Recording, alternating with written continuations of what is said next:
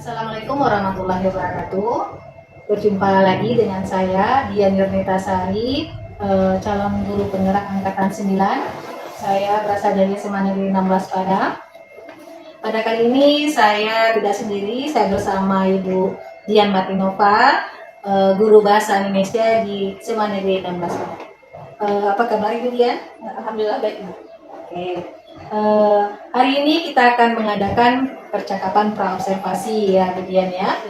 Sebelum nantinya saya akan mengamati proses pembelajaran di dalam kelas, atau sebelum saya melakukan proses supervisi di dalam kelas, saya ingin menjelaskan adapun tujuan dari praobservasi ini, Ibu Dian, untuk mengetahui dan mengevaluasi jalannya proses pembelajaran yang akan Ibu Dian lakukan nanti sebagai persiapan awal agar Ibu dapat melaksanakan pembelajaran itu dengan baik. Dan ada beberapa pertanyaan yang ingin saya ajukan kepada Ibu Dian tentang proses pembelajaran Ibu nanti. Yang pertama, Ibu Dian, saya ingin menanyakan apa tujuan pembelajaran yang ingin Ibu capai? Baiklah, Ibu. Izinkan saya menyampaikan tujuan pembelajaran yang akan saya sampaikan pada pelaksanaan observasi nanti, yaitu pada TP 10.7, di mana siswa memahami dan menganalisis informasi berupa ide pokok dan ide penjelas pada teks biografi. Oke, ya. Berarti tujuan pembelajarannya berapa tadi tujuan pembelajaran? TP 10.7. Oke. Terus Ibu Dian, bagaimana Ibu Dian yang ingin Ibu capai itu, bagaimana area pengembangan yang ingin Ibu Dian capai? Baiklah, Ibu, untuk area pengembangan itu saya kategorikan menjadi dua. Yang pertama untuk indikator pengetahuannya, di mana siswa diminta untuk memahami konsep teks biografi, kemudian di mana mereka juga bisa membedakan antara ide pokok dan ide penjelas pada sebuah teks biografi. Kemudian pada indikator keterampilan, diharapkan siswa nanti mampu dan terampil dalam kegiatan atau proses menyimak sebuah teks biografi, sehingga mereka bisa menemukan pokok-pokok informasi penting yang terdapat dalam sebuah teks biografi yang mereka dengar nanti. Oke, Ibu Dian. Jadi area pengembangan yang Ibu mencapai adalah pengetahuan dan keterampilan. Ya, betul. Yang pengetahuan memahami teks dari biografi. Terus kalau yang keterampilannya menyimak teks biografi sehingga siswa itu bisa mendapatkan informasi dari teks informasi yang didengarkan, ditayangkan.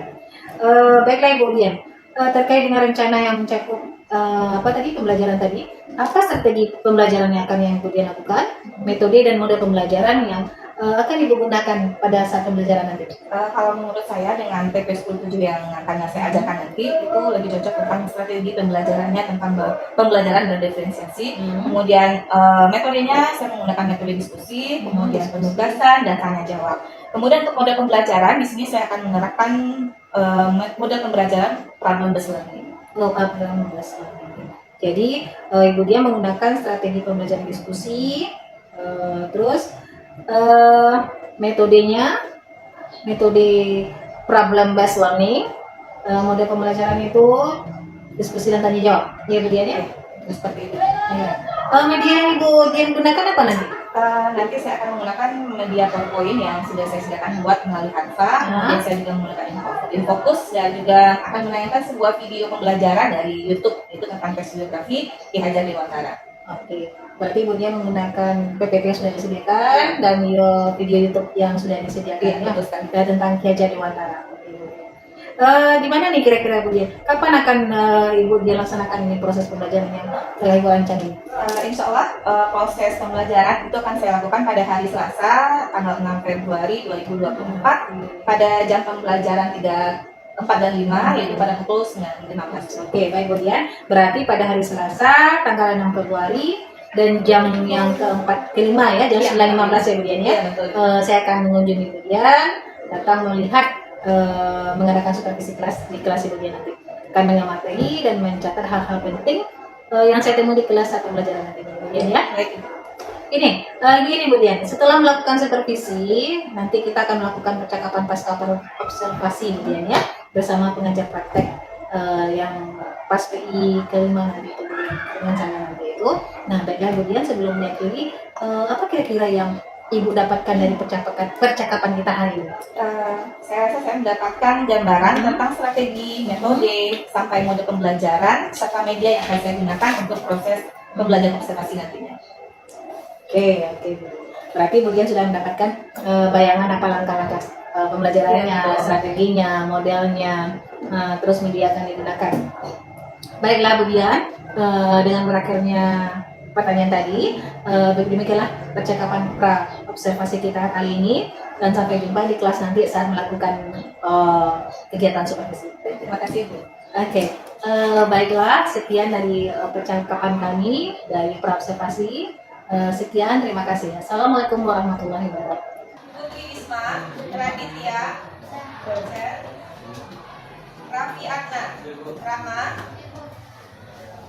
Rahmat Fadila, Rahmat Hidayat, Raudatul, Rijal, ya, Fakri sama Raditya. Oke, baiklah Nanda. Sebelum pembelajaran kita mulai, Ibu ingin mengajak Ananda untuk melakukan SPT sejenak. Itu tentang lagu anti bullying. Nah, Anda tahu kan di sekolah kita sudah melaksanakan program anti bullying. Nah, itu sama-sama mari kita coba nyanyikan di kelas ini sebelum pembelajaran kita mulai. Silakan disimak ya, kita ikuti bersama. Anda silakan berdiri semuanya, hadap ke depan. Hadap ke depan semuanya. Kita ikuti gerakannya sambil menyanyikan lagu anti bullying. Jangan lupa dengan semangat ya. Oke, kita mulai. Di sana teman, di mana-mana kita berteman. Tak ada musuh, tak ada lawan. Tidak ejek-ejekan, tidak pukul-pukulan, saling tolong dan sayang dengan teman. Tidak ejek-ejekan, tidak pukul-pukulan, saling tolong dan sayang dengan teman. Ya, sekali lagi ya. Kita ulangi sekali lagi. Yang semangat lagi ayo. Masa ibu aja yang semangat. Kita ulangi. Oke. Ingat ya. Di sini teman, di sana teman, di mana-mana kita berteman. Tak ada musuh, tak ada lawan. Suaranya. Tidak ejek-ejekan, tidak pukul-pukulan. Tolong bersayang dengan teman. Oke, tangan. Mantap.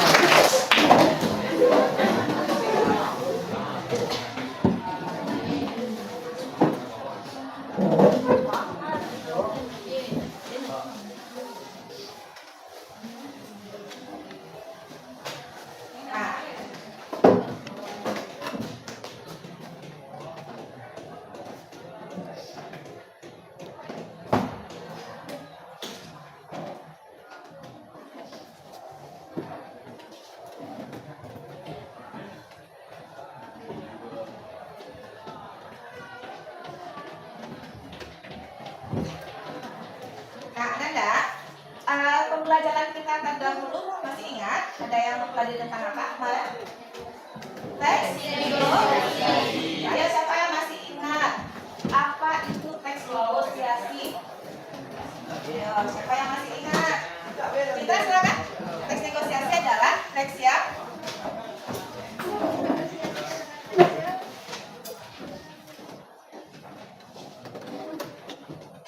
saling berkompromi dengan pihak lain untuk mendapatkan persetujuan atau kesepakatan. Nah, sekarang siapa yang tahu masih ingat pola penyajiannya ada berapa?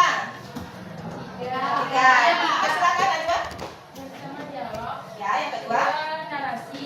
Yang kata pembelajaran kita terdahulu mengenai teks negosiasi. Nah, untuk pembelajaran hari ini kita akan masuk bab berikutnya yaitu TP 10.7 tentang teks biografi. Sebelum Ibu memaparkan apa itu teks biografi dan bagaimana menemukan informasi di dalam sebuah teks biografi, Ananda silakan Ibu minta untuk menyimak sebuah video biografi singkat tentang seorang tokoh. Sekarang coba perhatikan dulu ya.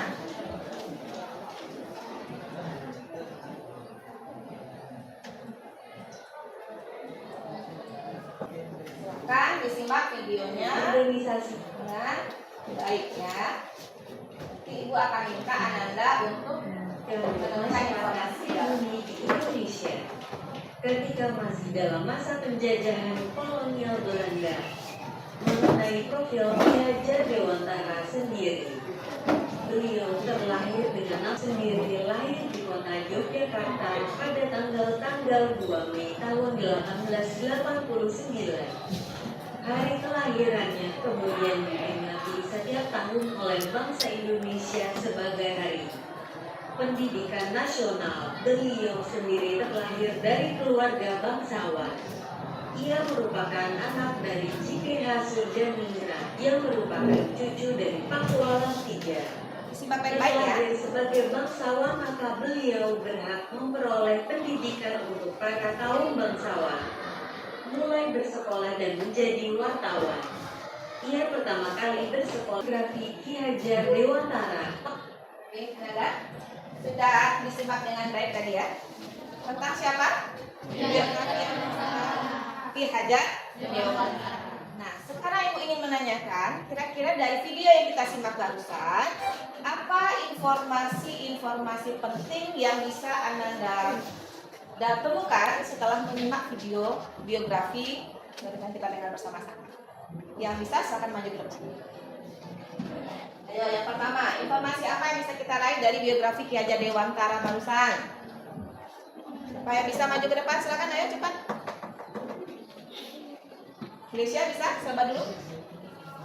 Citra, Najwa? Silakan Najwa. Apa yang tadi didengar? Informasi apa yang didapatkan dari teks biografi barusan?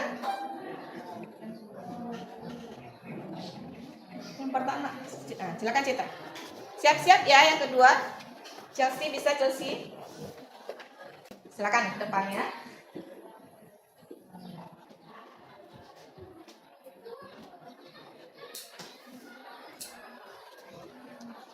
Ada yang mau menambahkan? Kita bahas yang 5 informasi yang sudah dituliskan teman-teman ini ya. Kita coba lihat yang pertama. Teman-teman yang menyimpulkan informasi pertama yang didapat adalah Ki Hajar Dewantara adalah Bapak Pendidikan Indonesia. Gimana? Betul kira-kira? Ya, betul ya. Bagus. Yang kedua, tanggal 2 Mei adalah Hari Pendidikan Indonesia. Apakah sesuai dengan video yang ditayangkan tadi? Informasinya? Ya, sesuai ya. Yang ketiga, semboyan Ki Hajar Dewantara ada 3. Ing Ngarso, Song Puludo, Ing Madia, Mangunkarso, dan yang ketiga Tut Wuri Handayani. Sesuai? Sesuai, betul. Poin ketiga. Yang keempat, mendirikan sekolah taman siswa. Apakah betul Ki Hajar Dewantara sebagai perintis sekolah taman siswa? Ya, betul, bagus. Yang kelima, terakhir, Ki Hajar Dewantara adalah pahlawan nasional Indonesia. Ya, betul. Ternyata anak-anak itu sudah menyimak dengan bagus ya, dengan baik, dan mendapatkan informasi yang sudah kita lihat dari video yang ditayangkan tadi. Tepuk tangan kita semua dulu. Oke. Sekarang kita akan lanjut tentang materi kita hari ini.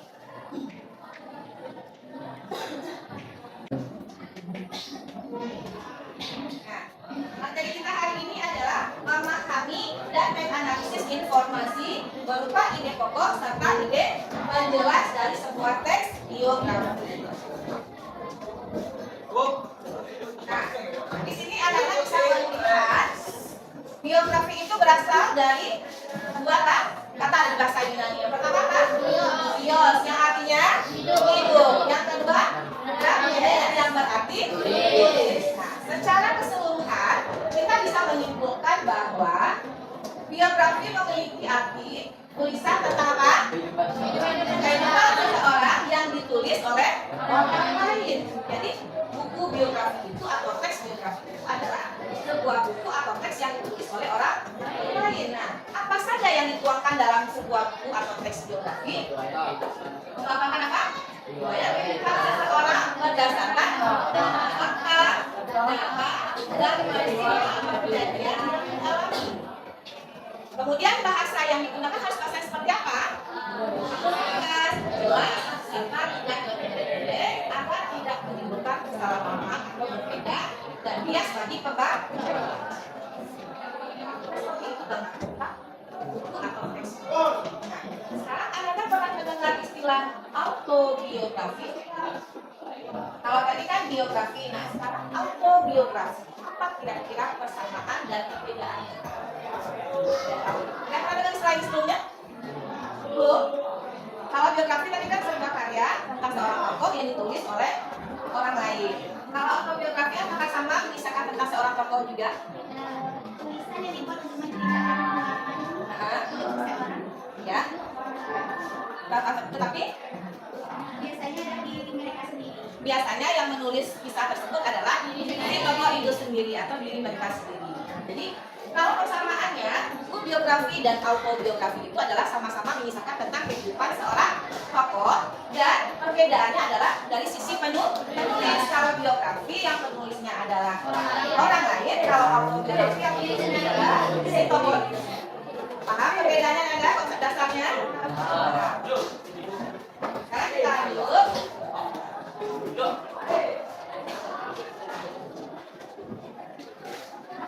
Perbedaan ide pokok dan ide penjelas dalam sebuah teks biografi. Ananda, tadi Ananda sudah menyimak tentang sebuah teks biografi, ya kan? Perhatikan semuanya. Perhatikan dulu Ananda. Itu kan dalam bentuk video. Ananda bisa menemukan 5 informasi. Kalau nanti dalam bentuk teks, itu teks Ananda, setelah pembelajaran kita tadi, pemaparan materi dari Ibu, dan kita sudah membahas dan mendiskusikan bersama, saatnya kita akan melaksanakan tugas untuk pemahaman lebih lanjut. Silakan ke kelas, tolong minta tolong dibagikan data ini dulu. Cepat-cepat. Rahmat satu-satu, Rahmat. Ini Rahmat.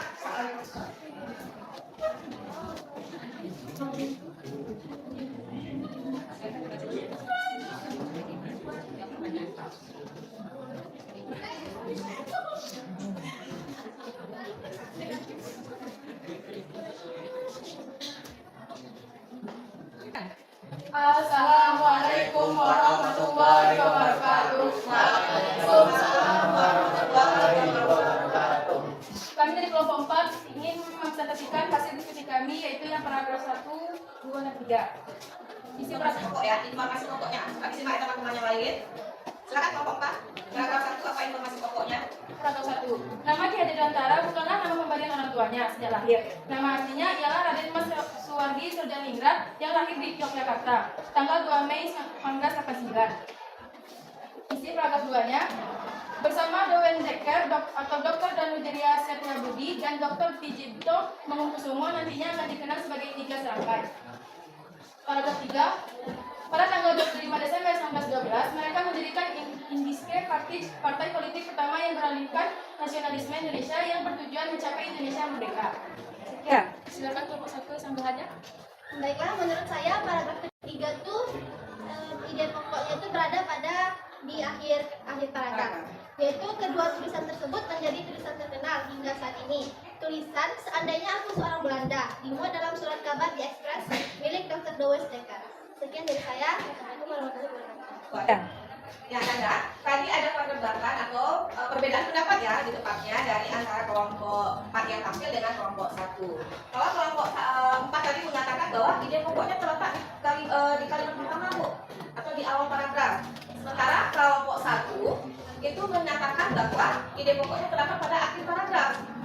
Nah, yang lebih tepatnya adalah kelompok 1, bahwa letak ide pokok pada paragraf ketiga itu lebih tepatnya pada akhir paragraf atau kalimat terakhir. Nah, seperti itu ya kelompok 4 ya, tolong diperbaiki nanti ya. 3. Oke, saat Anda kelas 10 ini kita sudah berada di penghujung pembelajaran. Tadi kita sudah mempelajari tentang PP 10.7. Bagaimana cara kita menemukan informasi berupa ide pokok dan ide penjelas pada teks biografi. Nah, sekarang sebelum ditutup, Ibu ingin menanyakan dulu, kita melanjutkan pelajaran dulu, merangkum pembelajaran kita pada hari ini. Siapa yang bisa menyimpulkan apa itu teks biografi? Masih ingat tadi kita simpulkan pembelajaran kita. Silakan Citra. Teks biografi adalah teks yang menceritakan riwayat hidup seseorang yang dituliskan oleh orang lain. Oke. Terima kasih untuk Citra. Tepuk tangan dulu buat Citra.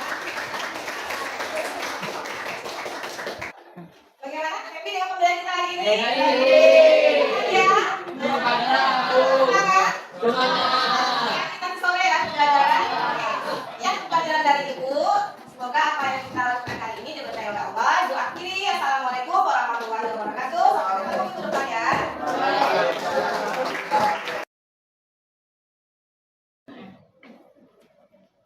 Assalamualaikum warahmatullahi wabarakatuh. Assalamualaikum warahmatullahi wabarakatuh. Bertemu lagi bersama Ibu Lili, Ibu Vita, dan juga Ibu Dian Martinova.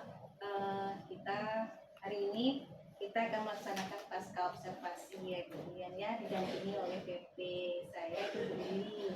Nah, di pasca observasi ini Bu Dian, kita melanjutkan apa yang kita sudah kerjakan di observasi yang kemarin. Kita sudah melaksanakan praobservasi, observasi, dan sekarang pasca observasinya. Di pasca observasi ini ada beberapa pertanyaan yang saya ajukan kepada Bu Dian. Terus nanti kita berdiskusi lagi. Pertama nih Bu Dian, apa kabarnya nih Bu Dian? Alhamdulillah baik Bu Dian.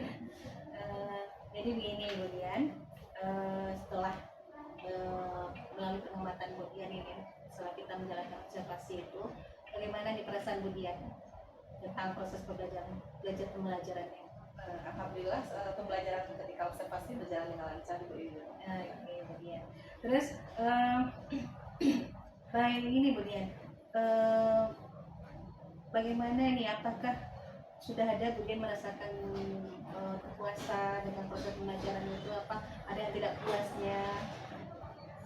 Mungkin ketika proses observasi awal-awal pembelajaran itu ada perasaan grogi karena kita di observasi atau diamati begitu itu.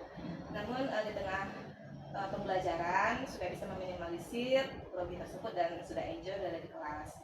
Nah, secara keseluruhan yang saya perhatikan yang memuaskan itu ketika peserta didik sangat aktif dan interaktif sekali ketika melakukan kegiatan speaking di awal pembelajaran, di mana mereka siap sekali untuk bergerak melakukan gerakan menyanyikan lagu anti bullying secara bersama-sama. Namun ada sebagian siswa juga yang agak malu-malu Ibu untuk melakukan gerakan tersebut.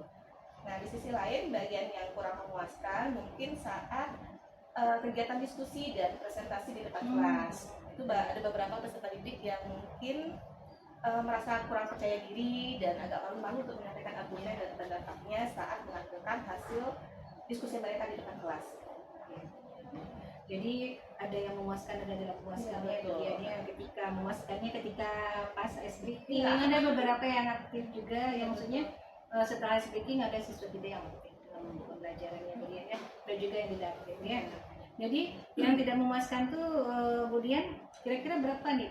Kalau Bu Dian kita presentasikan nih ya, berapa kira-kira nih tercapaian tujuan pembelajarannya?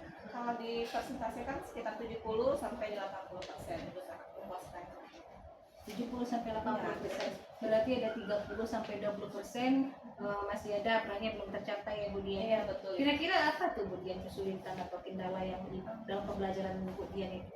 Kalau secara keseluruhan yang saya amati saat proses pembelajaran dari awal hingga akhir, kendala yang dihadapi yang belum memuaskan itu sekitar 30% itu kira-kira pada saat peserta didik ini melakukan diskusi dan presentasi. Mereka rasanya kurang percaya diri Ibu, kurang kurang kreatif dalam menyampaikan argumen dan pendapat Masih mereka. malu-malu. Iya, betul Ibu. Kemudian ketika diminta tampil, ayo siapa lagi yang mau menyampaikan pendapatnya tentang apa yang diamati dari video tersebut. Nah, mereka masih malu-malu dan rasanya kurang percaya diri untuk menyampaikan pendapat mereka sendiri di depan kelas. Presentasikan. Nah, jadi kira-kira bagaimana nih menurut Bu Dian ini untuk mengatasi hal tersebut? Menurut pendapat saya pribadi, Ibu, selaku guru, saya juga terus belajar dan mencari strategi pembelajaran yang dirasa memancing kreativitas dan keaktifan siswa di kelas. Kemudian juga mencari metode pembelajaran yang menarik bagi siswa. Kemudian juga menggunakan media-media pembelajaran yang sesuai dengan tingkat pendidikan mereka, yaitu tingkat pendidikan SMA, dan juga melakukan kolaborasi dengan wali kelas, dengan guru BK untuk mengetahui gaya belajar peserta didik. Karena kita harus terus dengan peserta didik sesuai dengan gaya pembelajaran mereka. Jadi ada beberapa hal yang harus dilakukan nanti ya, Betul. mencari referensi, terus bagaimana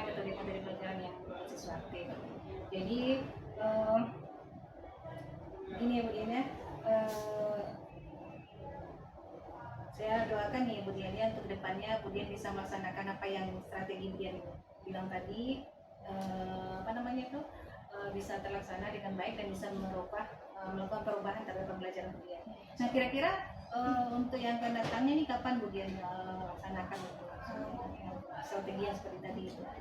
Untuk waktu dan pelaksanaannya mungkin belum bisa dipastikan berapa tahapannya, tapi akan saya usahakan untuk merealisasikannya dalam waktu terdekat. Dengan waktu terdekat ya Bu Dian ya. Saya tunggu nih cerita-cerita Bu Dian nanti ya. Bu. Baiklah Bu Dian, mudah-mudahan terlaksana dengan baik dan secepatnya ke depannya. Terus terima kasih atas waktunya sudah membantu saya nih. Maksudnya kita melaksanakan observasi dan pasca observasi. Iya. Baiklah Bu Dian, Bu Lili, mungkin ada dari Bu Lili ini pendapat dari Bu Lili apa yang sudah kami kerjakan. Oke, terima kasih Ibu Yuyun, bagusnya dia sebagai Ibu Yuyun sama Bu Dian. Oke, menurut Bu Dian gimana nih pelaksanaan coaching kita hari ini? Apakah ada rasa beban atau gimana rasanya? Awal-awalnya mungkin ada rasa beban dan ada rasa deg-degannya juga ya Bu teman. Diusahakan untuk meminimalisir itu sendiri sehingga ketika observasi itu berjalan dengan lancar dan sudah siap untuk tampil gitu. Oke, apa hal positif yang dapat Ibu Dian tarik dari pelaksanaan coaching kita? Hal positif yang bisa saya tarik yaitu menambah ilmu, menambah pengetahuan dan bisa merefleksi diri sendiri ketika saat di kelas melakukan proses pembelajaran untuk menjadi lebih baik lagi. Ya, berarti kan kuncinya refleksi. Iya, tadi refleksi. Kemudian ya. Jadi menurut dia kalau kita sering-sering melakukan supervisi seperti ini gimana? Sangat bagus, setuju Ibu, karena kita kadang merasa sudah puas dengan apa yang kita lakukan, namun pada kenyataannya masih banyak hal yang harus kita pelajari lagi untuk ke depan supaya kita bisa menjadi guru yang lebih baik dan lebih profesional lagi. Gitu. Jadi artinya apakah kuncinya tadi ada perasaan digurui atau gimana tadi? Guru mungkin tidak, mungkin memberikan masukan untuk menjadi lebih baik, memberikan pandangan-pandangan yang lebih positif lagi supaya bisa lebih mengajar di kelas dengan lebih baik lagi gitu ya. Ya itulah sebenarnya yang manfaat dari coaching, antara coach dengan coach itu tidak ada saling menggurui, ibu berefleksi sendiri dan ibu mencari solusi sendiri. Nah, jadi seperti ini kita nggak merasa tertekan ya, nggak ada ditunjuk-tunjuk kesalahan kita di mana, kita yang cari sendiri. Betul. Jadi mudah-mudahan Ibu Dian ini mempraktekkan coaching ini juga nih untuk ke guru-guru yang lain ya, untuk ke siswa juga ya. Jadi siswa tidak merasa terbebani berdialog. Oke, terima kasih Bu Dian, terima kasih Bu Yuyun. Iya, Terima terima kasih kasih, Bu. kedepannya kita semua Iya. guru lebih baik. Oke. Oke, terima kasih Bu Lili atas masukannya dari yang sudah kita lakukan coaching ini ya Bu Dian ya. Ini yang kita lakukan ini coaching di Bu Dian. Oke, terima kasih. Assalamualaikum warahmatullahi wabarakatuh. Waalaikumsalam Waalaikumsalam warahmatullahi wabarakatuh.